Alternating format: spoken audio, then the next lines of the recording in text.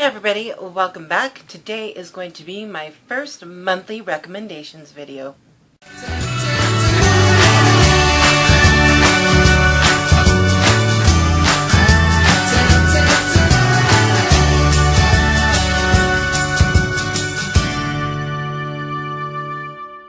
So this is going to be my first monthly recommendations video. Monthly Recommendations was a group started on Goodreads by Trina at Between Chapters and Kayla Renee. I will link both of their channels and the Goodreads group in the description below. So with the Goodreads group, they give you a theme or a type of book or a type of series or whatnot as books to recommend for the month, and this I think is a really good way to get books out there, to share ideas, and just to discover books you might never have picked up on your own. Normally they recommend you do your monthly recommendations video in the first week of the month. However, I'm a week behind just because I had other videos I put up last week. But I really wanted to do this month's recommendations and join in finally. I've been watching other people's recommendations videos. I've been really enjoying it. So here are my monthly recommendations for the month of November. And the theme for this month is trilogies. Now, surprisingly enough, I have seen more movie trilogies than I have actually read book trilogies. I'm in the process of trilogies that I have not yet finished, but I wanted to recommend trilogies that I have read all three of the books from, so I could give you guys proper recommendations. And there's somebody hammering outside. Why?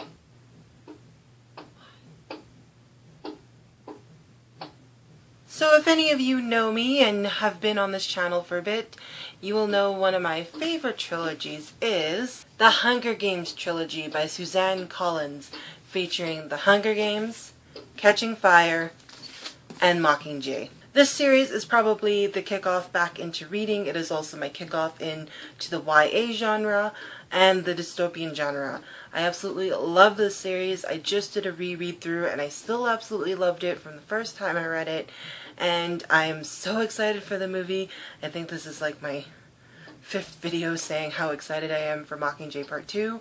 If you haven't read this series yet, which I would be surprised if some people haven't, but if you haven't, then I do recommend you pick this up. It was an excellent book. I love the world she created. I love the writing. I love the characters.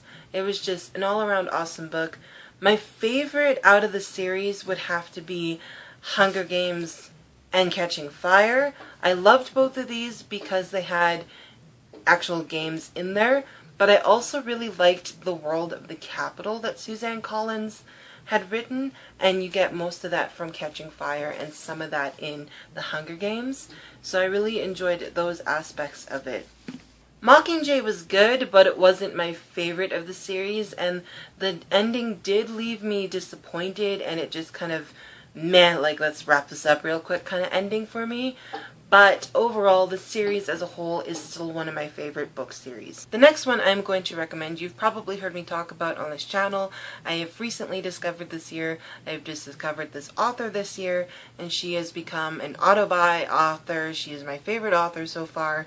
That is Krista McGee and her Anomaly trilogy, which features Anomaly, Luminary, and Revolutionary. I only own Anomaly at the moment, but I do hope to pick up the rest of the series. It is an absolutely fantastic post-apocalyptical, dystopian, Christian science fiction fantasy. It was amazing. This book series as a whole was absolutely fantastic. It is a Christian fiction novel, but it wasn't preachy, it wasn't in your face, and it wasn't overly dripping with language and terms and theologies. It was just so well written, so practically done, and the characters were absolutely amazing. So this follows Talia, who is a girl who has lived all her life underground in this society where logic dictates and feelings and curiosity are dangerous. And she discovers a lot of things about herself. She discovers a lot of things about the society she is in. She also learns a lot about somebody who is called the designer and who he is and how she fits in with his design. And it was absolutely beautiful, wonderful, great series. So rant over. I love this book. I highly recommend it. The next trilogy I'm going to recommend is a fairy tale retelling trilogy. And you all know I love fairy tale retellings. and this trilogy is the Princesses of Westfalin trilogy, which features Princess of the Midnight Ball, Princess of Glass, and Princess of the Silver Woods. This follows the 12 dancing princesses in the first book, The Princess of the Midnight Ball, and it is a retelling about those princesses and what happened there. And then it continues on the story with the next books featuring a sister from the 12 dancing princesses. So the first one is about the oldest, and I think one of the middle children is in the next book, in The Princess of Glass, which is a Cinderella retelling. And then the youngest one is in the last book, The Princess of the Silver Woods, which is a Little Red Riding Hood type retelling, and it was absolutely fantastic.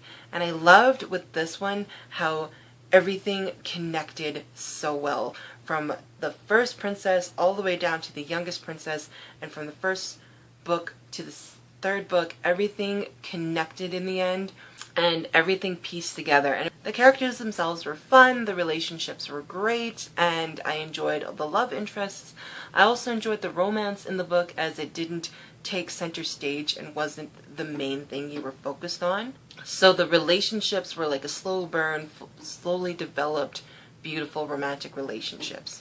And the magical element of this book wasn't dark, it wasn't creepy, it wasn't demonic at any chance, so it was that light-hearted fairy tale defeating the evil villain type magic. And of course, no list or recommendations is complete unless I mention C.S. Lewis or J.R.R. Tolkien, and I managed to get both of them in this video. So for C.S. Lewis fans, I highly recommend the Space Trilogy, which features Out of the Silent Planet, Perelandria, and That Hideous Strength. I am currently listening to the audiobook of That Hideous Strength, and it has been taking me a long time to get through this series because C.S. Lewis is a fantastical writer.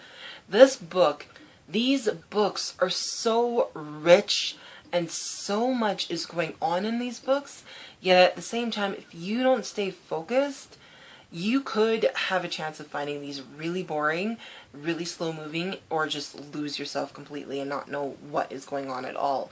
So I do recommend audiobooks for these because it does help keep you focused. At first I wasn't going to put this trilogy on here because I'm having such a difficult time even getting through this trilogy, but once I hit the third book, I realized how much he's connecting, and I can kind of see where he's going with this. So the third book kind of makes this trilogy worth it so far. This is one of the exceptions I've made where I haven't actually finished the trilogy, but I still wanted to recommend it to you guys.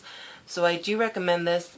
He did say that it wasn't allegorical or it wasn't theological based. But C.S. Lewis, with his faith being as predominant as it was, couldn't help leaking some of that into his story writing. So you do catch some theological themes in here, but it's not centered around that, and it wasn't written for that reason. But still, if you love high fantasy, if you love high sci-fi fantasy, I do highly recommend this. Lewis himself called this a fairy tale for adults, and I have enjoyed it so far, even though it has been kind of a battle getting through it. And of course, Lewis's friend J.R.R. Tolkien makes it on this list with the Lord of the Rings trilogy. This is yet another exception to a trilogy I haven't finished. I know, shocker. I haven't actually finished reading these books yet. I read The Fellowship of the Ring, loved it. So far, I would actually say that this one is my favorite just because I love the Shire.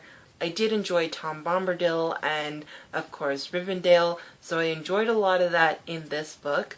And I really liked The Two Towers. I did enjoy the Battle of Helm's Deep, even though it is insanely different than the movie. Like, oh my goodness, I couldn't even picture it because I kept having the Battle of Helm's Deep from the movie play in my mind. So I kind of had to separate the two, but I still really enjoy Tolkien's writing in this book. And then, of course, I have yet to finish The Return of the King. I don't know what's taking me so long with actually picking this book up and finishing it. So I am a Middle-earth fan, but I haven't actually finished the Lord of the Rings trilogy. So I am hoping to finish this one before the end of the year. But, of course, I love the book so far. I love Tolkien's writing. The favorite is still The Hobbit, but I love the world of Middle-earth he created. So if you haven't already picked these books up, even if you've already seen the movies and think you know it all, I still recommend you pick up the books, because there is so much in here that I feel you'll miss out on if you don't read the books. And you can love both the books and the movies in their separate art forms and their separate storylines, because I feel that they are both so, so beautifully well done. So even if you think you know it all, pick up the trilogy. It is amazing. And those are all the books I have for you guys today. I honestly thought I had a lot more trilogies to recommend, but as I was looking, I have a lot more series that are like 4 books or more to recommend. So I don't know if I missed the series month or not, but we'll see. So I will be back next month with another monthly recommendations. And as always, guys, thank you so much for watching, and I will see you next time.